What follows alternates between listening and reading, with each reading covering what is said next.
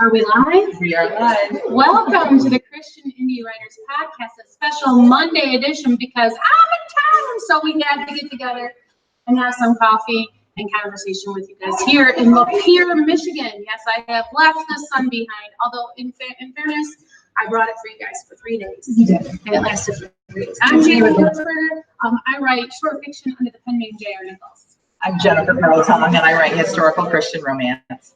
I'm Rhonda Hagerman, and I write fiction and nonfiction. I'm Christina Catania, and I write Christian dystopian fiction. And we're all together here. Ladies, this is the first time ever we podcasted in the same room. Like, we've tried, one time Jamie was at my house and we were in different rooms. Then I tried to act like, okay, so she's doing that because I said I was going to plug her the whole time. Because it's so much more fun to annoy Rhonda when she's actually right next to you. But Too bad we all didn't have Jen's face on a stick that it could have been. I didn't bring that. why? Because you were nice to I me wanted to today. make them for us. All right, so we're gonna go around the table and talk about what's going on in our personal lives, just like we do on every podcast. So aside from the fact that we're all together and by the way, if you can't hear one of us or if we're having any kind of audio issues, this what's up section would be a great time for you to type in the little box. Hey Jamie, you're too perky, or 10 o'clock in the morning, or whatever tech issue we might be experiencing. Okay, so type away. And so what's up with me is, well, I'm obviously traveling, and I was at a camp. I'm so proud of my American Heritage girl, Anna, who planned and implemented a camp. I think there were like 50 girls there, plus a bunch of adults, and she is 15 years old. That's what American Heritage Girls does for girls. It grows girls into others-focused leaders in the community. So that's a big plug for the American Heritage Girls program. It's Christ-centered from the top down, so you don't have to worry about any kind of strange agenda or whatever getting woven in with the scouting stuff. It's a wonderful, amazing program. I encourage everybody to check that out. What's up with you, Jen? Well, my husband, as I mentioned last week, has work back in Michigan now, so he's on his way. Yay! And he left his phone in the restroom at the gas station. And he's back to work. Oh no. So I'm not really sure. Yeah, you're a Yeah. So I'm not really sure what's going on with him right now. I don't know where he is. Like, he was supposed to connect our phone company and see what we do. But yeah, so just be praying for him, please. I would really appreciate the prayers for him for safety and safe travel, and praying for both of us that I don't go nuts worrying about him because I can't call and check on him. So that would be all right, Rhonda. What about you? Let's see. Well, my chamomile is in full bloom, so I picked my first garden bouquet yesterday. That was thrilling. Do you make tea with it? Like, do you see that? When it dries out. Yeah. So there's that, and everything else is writing related, so you're gonna have to wait. So Tina, what's up with you besides you're actually wearing pants for this podcast? Yeah, I'm now putting some pants on and get out of the house. Not be in my nightgown. Just plugging away. I have my regular job and my writing, and this really has been an uneventful week. I convinced my 16-year-old, well, he's not 16 yet. In my mind, he's 16. To go to church camp for the church team. That's good. I know you were home. And I have my daughter on board. She's actually the program director at the camp he's going to. So we both put the screws on him and got him to admit, to like say, okay, I'll go. So I'm really happy about that. I think it's going to be a great social time for him, and it's going to also be a deep spiritual time. So I'm ready for him. So his name's Chris. He comes next Sunday. So next week, I'm hoping for good results. Awesome. It's not this coming Sunday, but the Sunday after that, right? No, this is coming Sunday. Because my daughter's going too, and they're still so To teen camp? Yes. Yeah, believe it or not. Oh, wait. No, I got. I'm pretty sure it's next Sunday. That's what my daughter's going to do. I'll check it out. The plot thickens. Somebody is going to show up at camp and nobody will be there. Will it be Chris or will it be Jen's daughter? Tune in next week. Yeah. That's a cliffhanger for all of our audience. Okay, so Hold on 1 second. We have a listener. Robin says that Tina is fairly clear, but I couldn't understand anything Rhonda said. So we may have to try to hold the microphones up to our mouth like this and see if that works any better instead of on our shirts. So we'll try that for a little bit.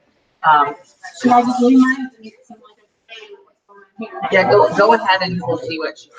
All right, thanks for that feedback. And anybody else who notices that we're having a tech issue, let us know. We're going to transition into our topic, which is the story behind the story. And the four of us are going to share with you what inspired us or why we are writing what we're currently writing. But we're going to share with you first the story behind our on location special Monday edition. Who wants to take that on? Oh, scared faces. Jen will talk about it. So we are in Lakeview, Michigan, and gosh, it was a couple months ago, right, that Rhonda reminded us that we had talked about doing a Christmas book together, a grouping of short stories, and so it's been a process that we will talk about more at length later, but we did decide on a town for inspiration, which is Lapeer, Michigan, which is where we are right now, and so we came here in order to, not only because we wanted to broadcast live together, we needed to find a place to do that. We thought we'll just kill two birds with one stone and we'll come here and look around for some more inspiration. And our short story rough drafts are due this Thursday, right? So I got a lot of work to do this week, just saying. But this is fun. I love this town. My grandparents lived here when I was a little girl, and I spent a lot of time. There used to be a JCPenney right down the street here, and I used to shop there with my grandma all the time. And it's a cute, really nice town. And we are, I'm going to say we're in Blondie's right now. If you're in the area or you live in Michigan and all that, half a mile up here, you have to come to Blondie's and Dagwoods. Or Dagwoods and Blondie's. I'm not sure what the name is. Dagwoods and Blondie's. Oh, is it? Oh, I think it's listed as both places. It depends on how you look it up. But up front here, you can see there's a really great coffee shop. I'm drinking their ice. Their cold brew is super yummy. They're good. And in the back is Dagwoods, which just like the cartoon, the comic strip, they make sandwiches that are like this big, and they are delicious gourmet sandwiches. Cannot wait for lunch. In fact, you guys might get 20 minutes of us and then 5 because we're quick out And my husband grew up in Lapeer also, and then when we first got married, we bought a house in, out in the country, but my kids went to Lapeer schools. We went to church in Lapeer for like the first 12 years of our marriage, so. Yeah, we all agreed we wanted a Midwestern town that had a downtown area, and Lapeer seemed to fit the bill. And so we're here to get inspired, and that's the story behind this live podcast here in Lapeer, right? All right. So Right. Robin has one more suggestion. She said that it sounds like maybe our mics are picking up each other, so maybe we should cover our mics when we're not talking, which means we probably do need to take them off and then. So it's kind of like a game show. It is. The first person to buzz in. So this is gonna be like when we're doing our hangouts and I forget to unmute myself. Oh, yeah. And I'm like talking away and everyone's ignoring me and I'm like feeling hurt. Is that what you were telling? Yeah, we would like her to think that we can't hear her. We're just ignoring her. Just unplug them all. What do you think about that, Jennifer? Jennifer said.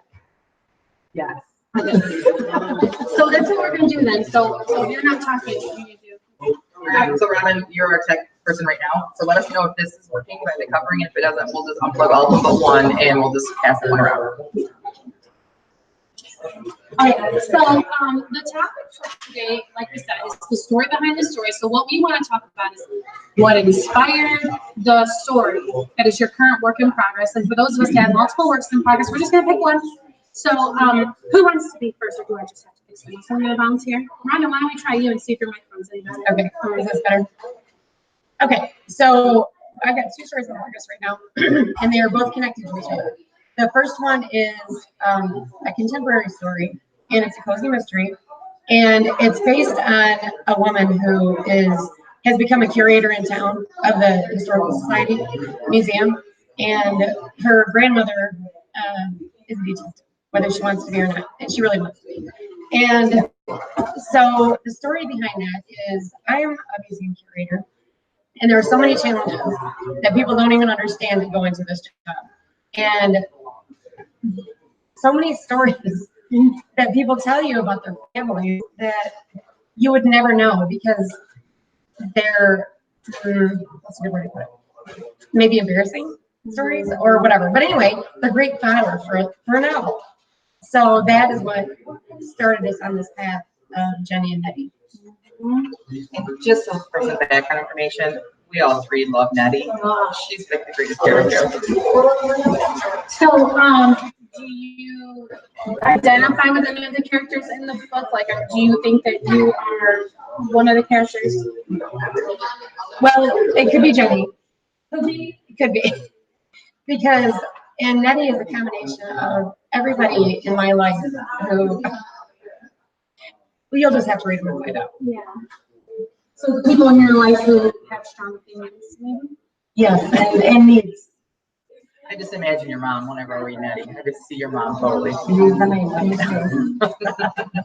Although when I read Nettie as a child, I see Rhonda in my head, like with riding the bike and jumping the curbs and stuff. When you guys get a taste of these stories, they're so great. So awesome. So do you guys have questions for Rhonda about how she came up with the series, or how did you decide to write it with your mother? That's a question. Well, because my mom's a fabulous writer. And to be honest with you, there's fabulous again, just for you. Anyway, honestly, I showed her the outline for this to get her writing again. And I thought that if she was writing with me, it would get her to finish the story. And it's been a struggle, but it's getting there. It's getting so close. Your mother's an amazing writer. Your mother's an amazing art. You're an amazing writer. Anyway, okay, awesome. So Tina, tell us the story behind your story. Okay, well, many moons ago in St. Olaf. Wait, we gotta tell the St. Olaf story. Like, Jamie came up with this. Every time that Tina would tell a story, it just reminded Jamie, I guess, of Rose on Golden Girls, because Tina has all these really great anecdotal stories about growing up in Alaska, and so we just started calling it St. Olaf. So. And usually your stories are that way too. I'm scared. Okay, so my husband's a pastor, and I was teaching the Bible study at an inner city church. And I was teaching the Bible study was on the life of Moses. So we kind of, everybody in my Bible study had a pretty low reading level. They were inner city people, a lot of them on disability. So I would say third grade maybe. There were some that were better, but for the most part. So we had to go through it like bit by bit and just kind of pick it apart so I could understand. So that was my goal, that they would understand it. And as I was teaching it, especially the part where God gave Moses the law, I just started wondering what it would be like to be in today's world and only have the Old Testament law and never have, like, not know that there's a Savior and grace and all that. So that's that was like my what if question. And so from that what if question, I wrote this prologue that I really liked. And I rewrote it and I rewrote it and I tweaked it and I edited it and I wrote it again for like 5 years. And then I found out about NaNoWriMo, so I decided to take that prologue and turn it into a novel. And I didn't know what I was doing. I completely pantsed it, and I ended up with 90,000 words of rabbit trails.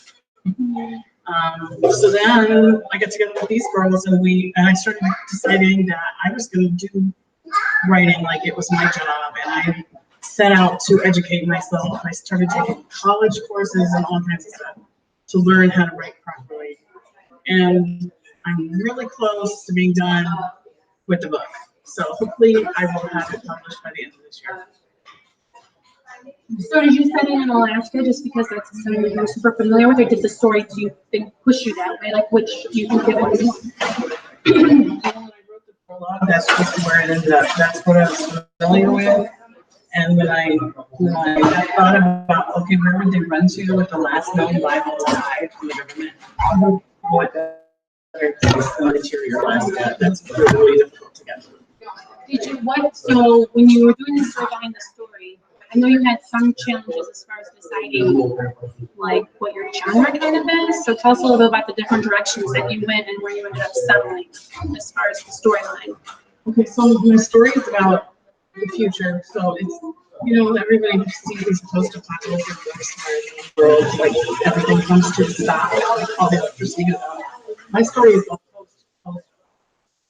So this is like 400 years later after this apocalyptic episode. And they've only got the Old Testament, the whole Bible was torn in half, and they only have the Old Testament. So don't know about the New Testament. And there's no electronics or, phones or there's really has Love you, dear. Anyway, so as I was writing, there's like some fantasy elements in there because my character can see the spiritual world. And so it's kind of post-apocalyptic. It's a dystopian society, obviously. It's an Alaskan adventure.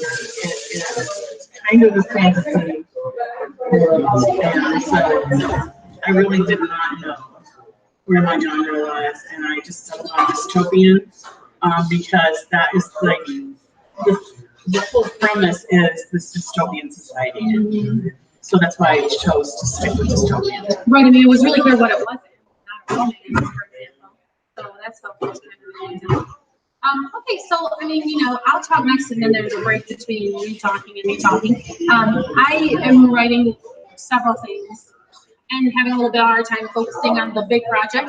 But the project that I feel the most compelled to is this punk rock story that I have.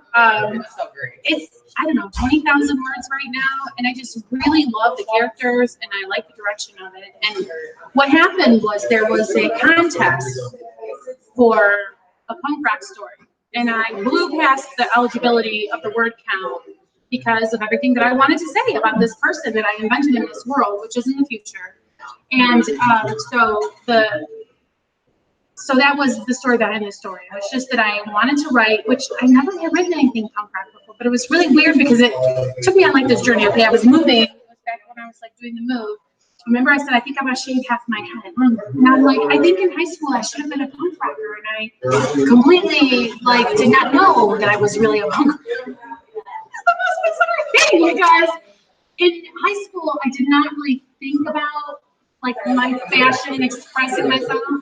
Like someone put a little Facebook quiz, what were your favorite shoes in high school? In high school, I would be like, people have favorite shoes? That's interesting. Like, what? Like, I mean, because to me, it was like I had books. And so, like, I didn't really think about making some kind of a standard mark, you know. I went to school and I did the plays and I came home and read my books and that's kind of it. So it's just been kind of interesting because I'm also like listening to some more like Ramones on the radio and, you know, introduce my kids to Billy Idol, you know, like going down the road and stuff like that. So I'm like, man, this music has really good like rhythm or whatever. So it's just been really interesting to just kind of like think about what you're saying to society about what choices you make with your dress, because that comes up as a theme in my book and everything. And it's just been really a neat kind of little journey to go on. So anyway, that's why I decided to talk about that particular piece. And it was all because someone had a call for submissions that I was inspired by. So That's a great, I mean, how great is that you took something that was like a writing prompt basically, and then it's turned into a novel for you. So like, if anything else, with listeners that are listening or watching us, like they should try those kind of things. Like I normally don't do submissions to contests, but it's probably something I should do just to get the inspiration. Even if I never ever submit anything, the writing prompts that we do here every week, things that you find, hashtags and stuff on Twitter and elsewhere, just try them. Even if you never use it, at least it's getting your writing muscles going, and you never know what it's going to turn into. well, and you know, there's the whole, go ahead, did you have one? I was just gonna say, I got inspired for a story, which I haven't written yet, but I have outlined. I was just listening to some bluegrass music, Steel Drivers. They have this song called Can You Run It? It's all about a slave during the Civil War running to get to the line of the Yankees for freedom. And it was a really cool song, and it just inspired me, and I sat down and started writing, and I have like the whole beginning of a novel that I can work on when I'm done with my current work. So that's another thing that can inspire people. I really love it. Sorry, what you had. Okay, so I have a question for you, or a comment. You pegged yourself once as a short story writer, and you're calling this a novel. So do you think it will be novel? And has any other story inspired you to go that far? I think that it will probably end up being noveling. And in fact, my book 3 is hovering at novel numbers right now, and I'm not done editing it. But I find that most of the writing that I do is short. So I still call myself a short fiction writer, but I probably will cross the novel bridge with that one. Because like I said, I think I'm about 20,000 words. there's a whole lot of the plot that isn't told. There's a lot of stories still left to be told, so we'll see. I mostly just kind of say that because I like to tell the story and stop when it's done, as opposed to trying to meet a word count. And so for now, that's just how I label myself, so that the expectation isn't that you're going to pick up something that I wrote and spend a couple of weeks immersed in some deep world, you know, like I more give tastes. Yep.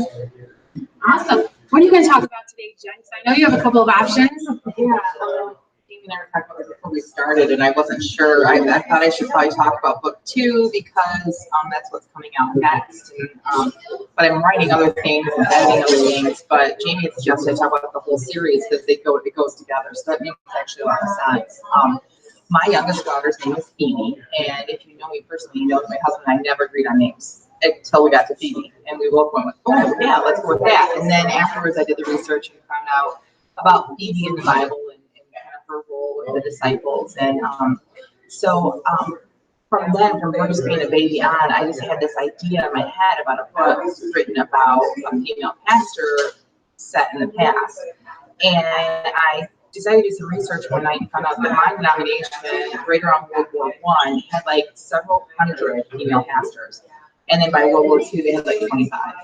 So something shifted in our society, in the church, something.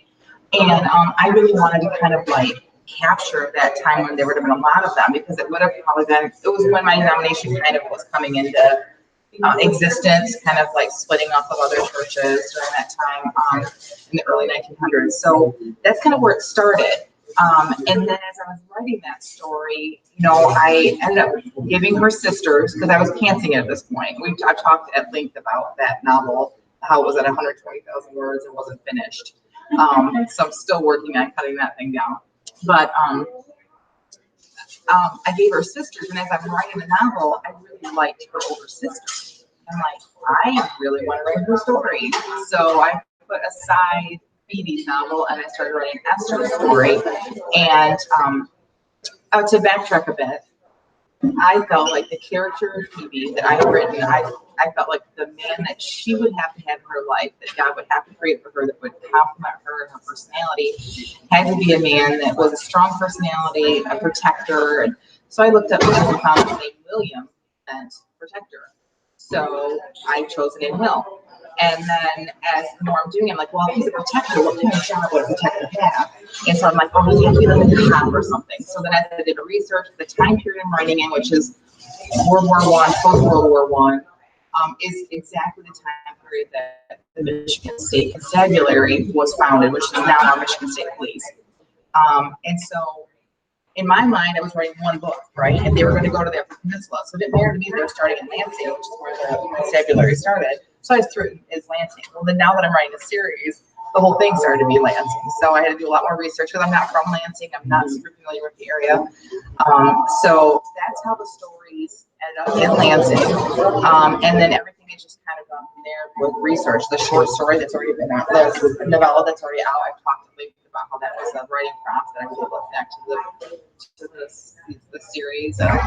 So for me, it came with an idea because of a name, and then because of two names, Phoebe and Will, and because of one of the names, it had to be located in a certain place in Michigan for the story to make sense, and that's how the whole series ended up as Love in Lansing. That's really awesome. That's great, and I'm really excited because I'm from Michigan, and it's really neat to learn about things in your own state that you didn't know. Constabulary stuff, like none of it. And I've read a little historical fiction, but it's also fun to learn about that genre as we go through and read in our podcasts and stuff like that. So, I want to ask if there's anybody chiming in the chat box that we've maybe not noticed. No, I can see that you're having problems, and now I'm having problems even seeing our chat. So if you are chatting with us and we are not responding, it's because we're not seeing it. I'm so glad that machine doesn't see what either. Yeah. Because that's our broadcasting machine. So we're sorry, we're not ignoring that. It's just that the way that we are following along with the chat is not connecting to the internet right now. So. Okay, well, let me ask you a question. You mentioned your nano novel, and it was just a bunch of rabbit trails. So someone buying a nano next year, what would you say to them that they wouldn't have the same problem? Or how are you gonna approach it differently? Do the prep early and then even if it's just a loose outline, even if it's just beginning, middle, and end, that you know where you're gonna end up. Because otherwise you'll just end up all over the place. Excellent advice. Thank you. And I have a question for Jennifer. Okay. Quickly though, I just want to jump off of that too. And luckily, there's resources out there like the Christian Indie Writers podcast that provides full-on prep help for lives and things. We do all of October. We spend the whole month prepping our novels along with you. And so make sure that September 30th, you're ready to jump on board with us then. So, all right. I want to know how you researched the loves. First of all, they're not love scenes. I write Christian romance, which is very clean. But I guess I really like kissing. That's my husband. So most of my books has got kissing in them. But yeah, that's all I do for the research is I make it up. Thank you very much. Awesome. Okay, so I think that we pretty much covered the topic of today very well, and we're kind of right on time about the halfway mark. So this is usually when we turn to the feeding of the bats. And so what does that mean? Well, we give you feedback, and then if we're finished talking to you, yes, was your back well fed? Yes. So we call it the feeding the cylinder. Okay. We have spent 15 minutes working with a writing prompt. So we get the prompt and we spend 15 minutes writing. And it was really funny because we were all separate as I was traveling, and we were just like, take the prompt, and when you have 15 minutes, it's on our system, do the writing. So we did not write the 15 minutes before this because we were like obviously setting up all this. Anyway, the point is, if you want to take 15 minutes and write the prompt, what was it? We'll let Jennifer read it to you. She can go first.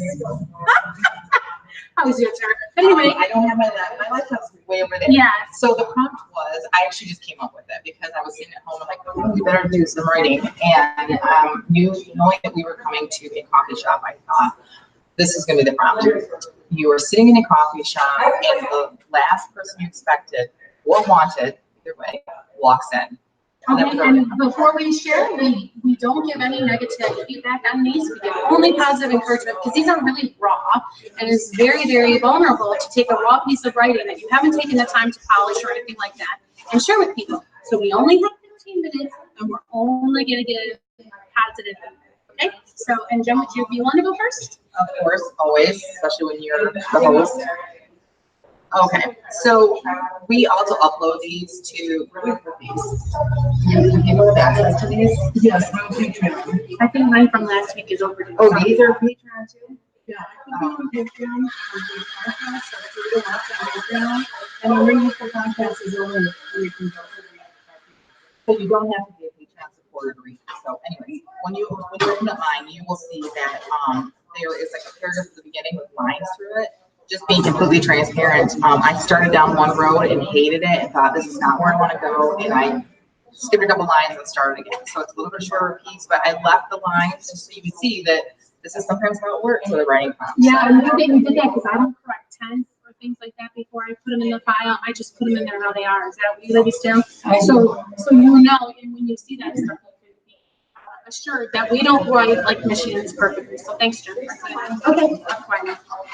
And I decided to write in our Christmas story world, which I guess we probably weren't supposed to, both Jamie did that, but it's just a little nugget. Like Jamie likes to say now, her new thing is, it's like the chicken and the toothpick at the food court of what you can expect from these stories that are coming out. This may not even make it into this may not even make it into the Maxine wrapped her fingers around the mug, grateful for its warmth on this cold December morning. Her shift wasn't supposed to begin for another 20 minutes, but the morning's parade, as it seemed all the locals had begun calling it, had brought nearly the whole town out, and the diner's usuals had made their way to the diner, assuming that Maudie, I don't remember what we called the diner, would let them in early. You see all caps in my thing, it's because it's not staying or it needs to be changed. So they all know that. Or X's, they do that too. They were right, but as Monty had already informed them, just because she let them in didn't mean the waitress had to be waiting on them. Charlene rolled her eyes and poured each of them a cup, then one for herself and for Maxine, informing the men she'd be back around to take their order after she'd finished. Thanks for taking their table, Maxie said when Charlene had placed the near empty pot back on the warmer. I'm really not in the mood to wait on them today. I understand, Charlene patted her hand. You just cover the counter and I'll take the rest of the tables. You sure? Maxie asked. Not many patrons Charlene was offering to take on and let work. It's no big deal. I can use the tips. It's like you could use the break. Maxine opened 4 packets of sugar and poured them into her cup. You knew him, didn't you? Maxine knew she was talking about, I can't remember his name either. You don't know the answer. I don't know. I meant to go back and look and I didn't. Maxine knew she was talking about without her saying so. Yeah, he was a friend of my brother. Yeah, but there was more, wasn't there? Didn't you go to prom with him or something? Homecoming. It had been a long time since Maxine had even thought about that night, or guy's name, for that matter. Her entire senior year had been something she would rather forget. Really good. So I can't really, I feel bad for the listeners because I can't really explain where this fits in the story. You guys kind of, I think, might figure out. I've already talked a little bit about my story, at least I'll talk to Jeannie some. So, yeah, just Here's a hint. It's a romance. Surprise. the person that I can't remember the name of. But there's a story there of why he took her to homecoming. The ladies even don't know yet. So, Did we get it? I don't think so. He needs to name it. Somebody, Jamie had suggested, we're in downtown Lapeer, Michigan, and it is Memorial Day, past Memorial Day weekend, and they have these wonderful flags honoring fallen soldiers from over the years from different, looks like mostly World War II, though I can see one from here that one was like World War I. So maybe we'll take a first name from one and a last name from another, and that'll be our way of kind of honoring these men that have fought for us. So I just think we do it as a Judy. I never forget. hey, that's That's my favorite first name. oh, all right. Right. So good job, Jennifer. I really like that. It's so fun because we all know where we're writing and we all know our characters, and these little sprints are a great opportunity to kind of be a little deeper. I mean, because your character is showing us so many different sides through just these little sprints, right? And then when you go to write her in the story, she's going to be so real to us. Like she's very real to you through all of these little sprints. Right, and the not difficulty, maybe, like one of the things that we will have to accomplish too is because Jamie and I have some of the same characters. Something happens in Tina's story that has to happen kind of crossing mine. Just so the stories, even though they're different genres, they will have like some cohesiveness to them. So we have to make sure, mostly Jamie and I, because of the waitresses, we have to make sure that their personalities match and maybe edit some things down that way and try to figure that out. But that's part of the fun of it. Like, this is a challenge for us. And so far, it's been fun, even though I have a lot of work to do this week. Did either of you ladies write in our fictional land? No, I did, but I changed the name so you would know. Because we weren't supposed to. Yes, I know, but I did not realize that until I had already written it. So good job. Well, I was asking because I'll just go next and then we can break away from the, oops. All right, I have to read off my phone. I also typed it, so it's very short. Because I don't do multiple. I keep buying Did I bring it with me? No, I did not. Okay. So here we go. Over your phone? Yes, and they got it for me from Mother's Day from Best Buy. It's really cool. I mean, it's a nice sticky sound. I love it. Okay, you have to tell me, because I want one for my house. Does it fold up? Does it It fold up? does not fold up, but I did not want a foldy one, just because I wanted to know that it's gonna be like a blanket. You know, feel sturdy. I have things that feel sturdy, so I'll sacrifice affordability for just like. Did you buy this and put it in your kid's hands and say, give this to me for Mother's Day? It was kind of like mother-in-law said, I would take the kids shopping for Mother's Day. I'm like, I have a list. And I sent it to Riley because when I went shopping for my mom, I was kind of felt bad because I would not really know what my mom would want, right? But then I was trying to be sneaky, so I didn't have really the opportunity to ask, hey, I'm going shopping, you know. So I wanted my kids to feel equipped. Do you guys ever watch the show The Middle? Okay, I've seen it. if you've never watched The Middle, or even if you have, go to, I think it's on Netflix. You need to watch all the Mother's Day episodes because they are so spot on. It's not even funny. Foot bath. All I'm gonna say is foot bath. You do that. So funny. All right, sorry, go ahead. That's fine. Okay, so here we go. Daryl smiled and cut another bite of steak, but I guess it was supposed to be a coffee shop, but they serve steak. I guess at this coffee shop. Okay, we need to talk about that. Yeah. Well, because in Michigan, we don't call them diners. We call them Coney Islands. And so we need to decide if we're just gonna stick with the Michigan thing, call it a Coney Island, or if we want to be more universal. I would like to do Coney Island, but for some reason I keep writing diner. I was just kind of saying like, I'm sorry because the concept coffee shop. Oh, And I put it in this diner because we had already put a diner in our fictional Lapeer town. So like, oops. All right, so the diner in our fictional town, I know, is going to be Coney Island, which would definitely could serve a steak. It's not gonna be like a steakhouse steak, but it'll serve it. It would do that. Also, I forgot to point out, I never got to the prompt. Like, yes, she's working in a coffee shop or a diner, Coney Island, whatever, but like, the guy hasn't entered yet. I know who it is, but I haven't got there, so. I should have pointed out. Shocking. She likes to point out my mistakes. Okay. So here we go, steak at the coffee shop. Daryl smiled and cut another bite of steak, but his smile faded when he saw the light fade from Ellie's eyes. Oh no, she whispered. Daryl realized she was staring in the mirror at someone who had just entered the room, glanced over her head at the post-tree-like throng that had just pushed itself into the cozy coffee shop. Whatever with me on vacation. There was nothing menacing looking about the Karen-headed grunt dressed in fatigues, but Daryl knew immediately he was the reason for Ellie's alarm. He glanced down into the bucket at the identical orange fuzz and matching eyelashes close over what he knew were a familiar pair of bright blue eyes. This was Danny's daddy. Ellie, Daryl said, and silently thanked the Lord for the throng of people that stopped the soldier's progression through the room. Ellie's mouth opened and closed as though she were trying to respond, but she said nothing. Ellie, do you want me to handle this? Daryl asked. Ellie, look at me. Her eyes swung from the mirror to meet Daryl's, and he watched her close her eyes and take a deep breath. No, I can handle it, she said. What? 3, 2, 1. Dun, dun, dun. I'm sorry my brain exploded all over the screen. Oh my gosh, I'm so loving this. I cannot wait to read this story. Yeah, I cannot wait. And Daryl's supposed to be this like crotchety old man, and I love every minute of it. It's so excited. Yeah, it's really weird how your characters will tell you things. I didn't know the baby had her own chair. Now the baby has her own chair. Isn't that funny? I cannot wait to read your story. This sounds so good. Oh, And I see Prince Harry as critiques. That's what I see as the dad. Not likely. No, I mean, like, that's what I have to imagine. Like, like I have Pinterest boards for my characters, so people can actually, when they're reading the book, go and see like my inspiration and stuff. Like, So when our book plans for a movie, we'll look at Prince Harry cameo.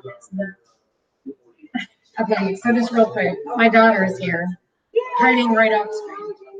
But anyway, she was reading part of our book yesterday, and Dale's, you know, he's like an old Mickey Rooney, like still when he's cute old, you know. And she had no idea who that was. So we showed her a picture yesterday, and she said, "No, that's not right." She was like a tall, dashing older man, and it was totally short with white hair. Yeah. She was so disappointed. That's so great how we make these people in our minds. And isn't that funny how we can all read the same book and have a whole bunch of different people running around in our heads all from the same book? It's so weird how we do that. That's great. That is so amazing. Yeah. I know how long I stay on. I also wrote this on my phone. So sometimes when I try to put in a comma, I put in a letter. So here we do this with this. Here I sat in the corner booth nursing the cup of tepid coffee. The 3, 2, that's a yeah. The waitress kept glancing her way. She had been looked around.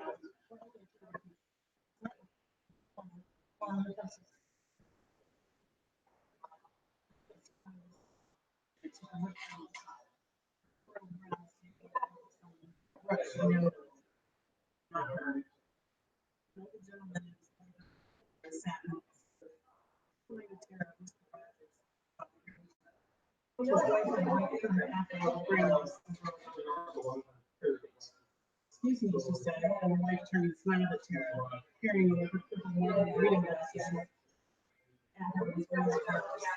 I seem to have had my purse stolen. I foolishly left it on my seat during a trip to the bathroom. Oh dear, how awful. Did you ask the waitress if someone turned it in? Yeah, well, yes, I ain't Tara forced the tear to run out of cheek. Still, she's become amazingly patient. Oh, don't worry about that. We'll cover it. Oh, thank you so much. Tara smiled through her tears. Her husband approached the counter and asked for Tara's bill. The waitress scowled in Tara's direction, but handed him the bill. Just as Tara rose to leave, the door jangled open. She looked up to see her father standing in the doorway, an expression of joyful hope on his face.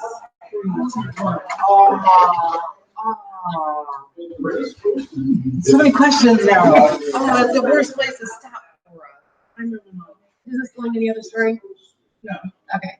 So much It color. might be by, Oh.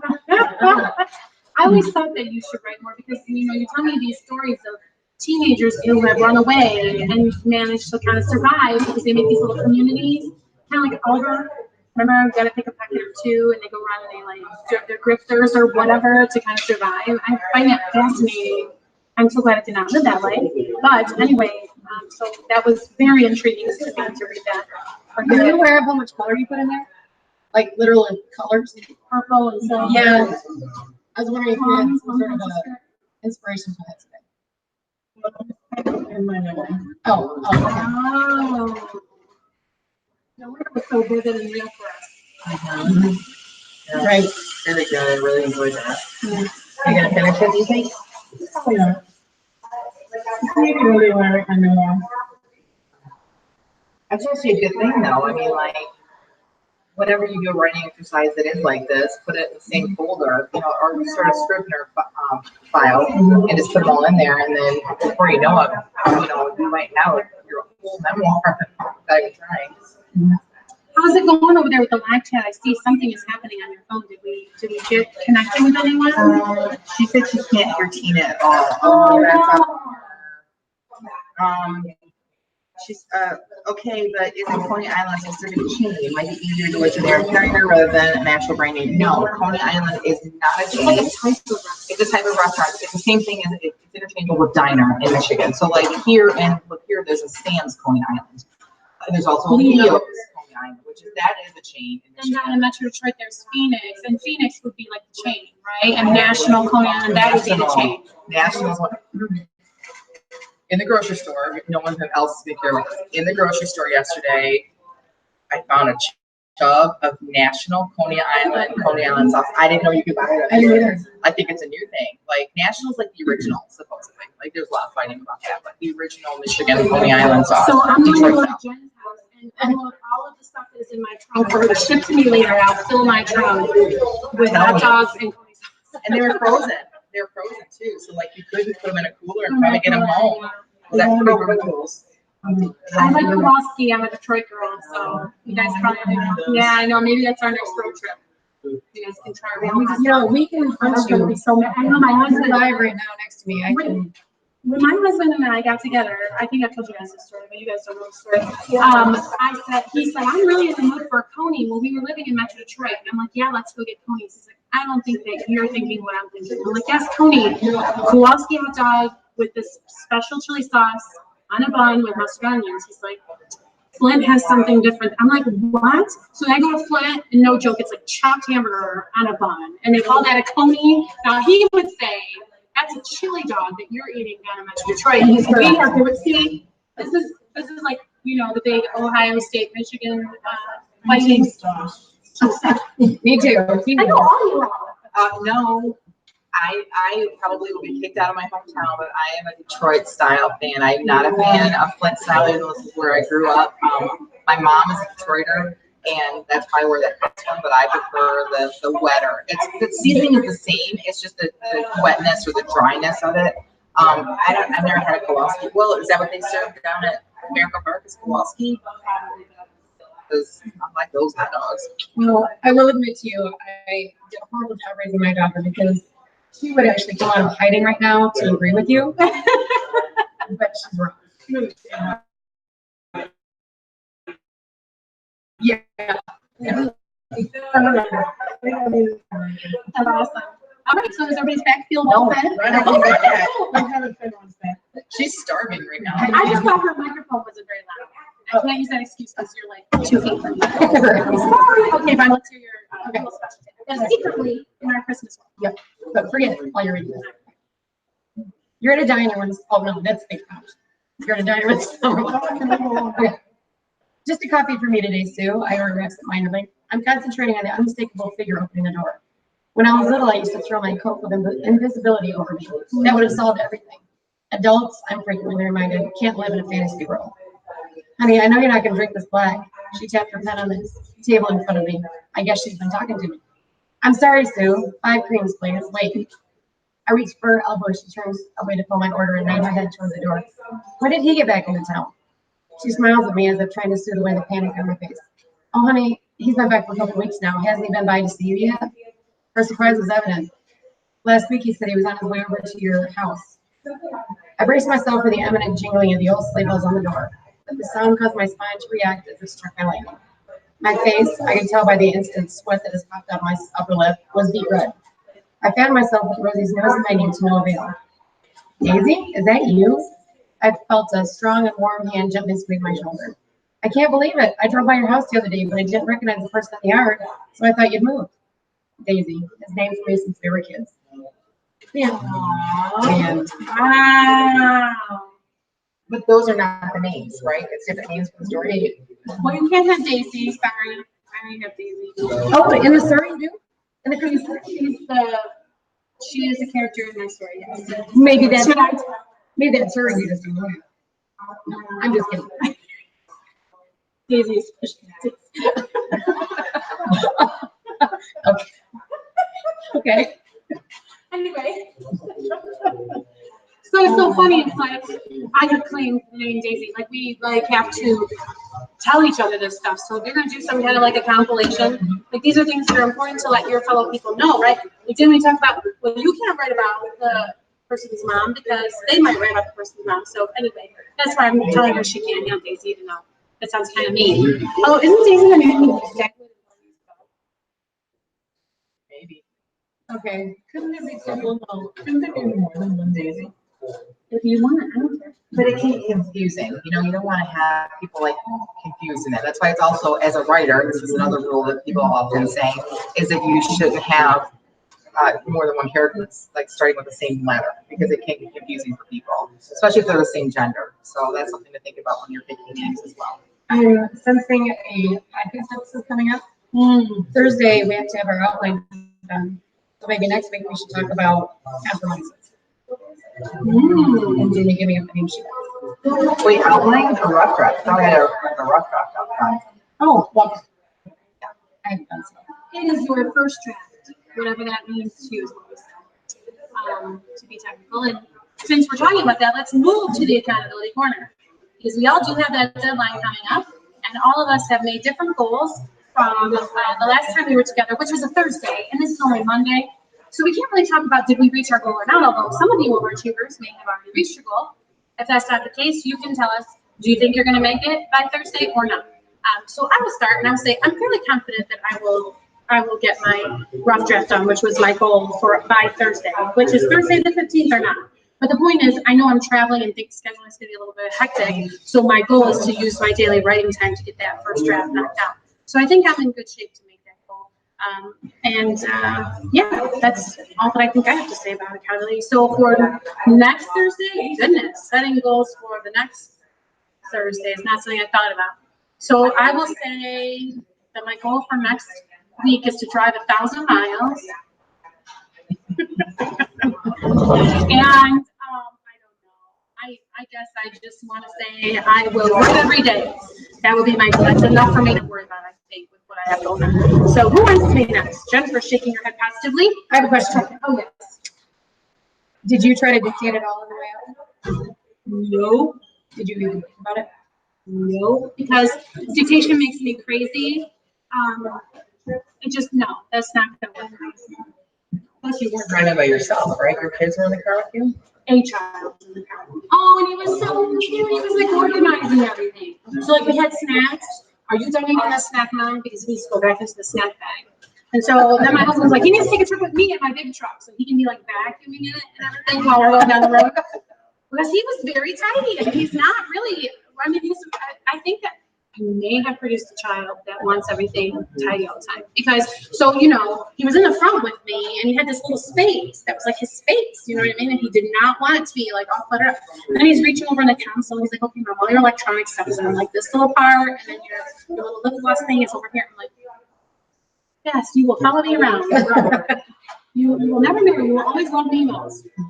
I know that's not true. Okay, so anyway, enough about that. Who's gonna be next? Jen, talk about your goals? Sure, we'll just go in order. So my goal was to by today be done editing and have the book formatted into vellum. I am proud to say that I am done editing. Yay! So exciting. I am not proud to say that I did not get it formatted yet. But I had a conversation with the person that's going to do the copy editing, the final like proofing editing. And so my goal is by the end of today, get it into vellum and by the end of tomorrow, have it uploaded so that I can have the proof on the way to me for her to edit. It usually takes less than a week usually to get the proof in. And then she said that she can have it back to me in 2 weeks. Because here's what I discovered, because I have gone live, I'm not just at Amazon. In order to get my ISBN, in order to get the proof, I have to have the ISBN already. And I already purchased them, but in order to assign the ISBN, I have to have the release date. So I had to, yes. So I had to say to her, because she's volunteering, she's a friend, she's very good at this. And I said, I really hate to like try to like put you in shackles, but I kind of need to know. You know, we need to like set so that I can set this date. I need a hard deadline. Yes. And she said, if you give me a deadline, that, you know, then, so we kind of went back and forth and we came up with, at first I thought, you know, I thought a month was too much, but I thought, well, if that's what she wants, and she's like, I can probably do it in 2 weeks. I'm like, oh, thank you. But then after I get it back from her, then I have to fix it all and have, you know, so.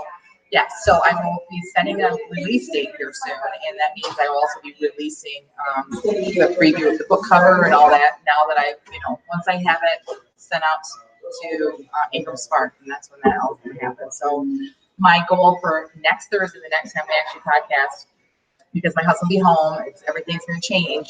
So my goal is to be in office hours every day that I'm supposed to be, and to be writing every day that I'm supposed to be, because honestly, I'm worried that that's gonna get kind of derailed. You guys know what it is with my husband. There's going to be an adjustment period. Yeah, and this isn't vacation. Like he's coming home, so that's going to be conversations that we have. So that's my goal. Is really kind of what Jamie said. So I've got the getting Esther's book like into format, but that's really kind of like that has to happen. But like as far as like goals for every day, that's my goal. Just before we move on, can you explain what vellum is? Because people who have no idea what that is. Yes, vellum is a software for formatting your book, and it is a lifesaver. You have to have a Mac to use it, or because I don't have a Mac, you can rent like a Mac desktop on your PC called Mac in Cloud, and that works out great for me. So I use my PC as if it was a Mac, and I'm able to download the software, and I literally can format the entire novel in minutes. It's crazy how quickly it is. So so it's expensive, but for me, for my career, it's way cheaper than hiring someone else to do it, and it saved me so much time that it's worth it for what I paid for it. Yeah, and if you know you're doing a series of books, the cost is spread out over time per book. Yeah. Awesome. So who else is Tina's looking and pointing? I thought you didn't like to be last, Tina. All right, Rhonda, tell us how the accountability is going. Okay, so I am not the kind of person who gets things done early. I am a 24 hours before the deadline kind of person. So I got 2 things done way early. So my Beatles piece that you and I did, that's submitted. It's been submitted, and the deadline is not even until what, Thursday, I think. Yay! So like, an entire week plus early. That in itself was exciting for me. And then the other thing is what is due for our compilation piece is done and ready. Yeah. So Wow. yeah, so I'm kind of very protected. Awesome. That's great. Okay, so all right, you have a few days off. And then for next Thursday, what's your goal?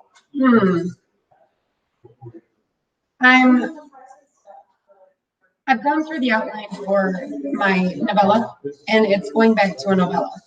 And so there's a lot of that I need to take out. So I'm gonna have that all the things that I've already written that are gonna stay in there. I'm gonna have it all organized so that I can start filling in the gaps. I'll have it done by next Thursday. All right, Tina, I just have to say, in relation to your guys' Beatles stories that you wrote, at work the other day, I'm gonna watch a commercial for this new show called Let It Be.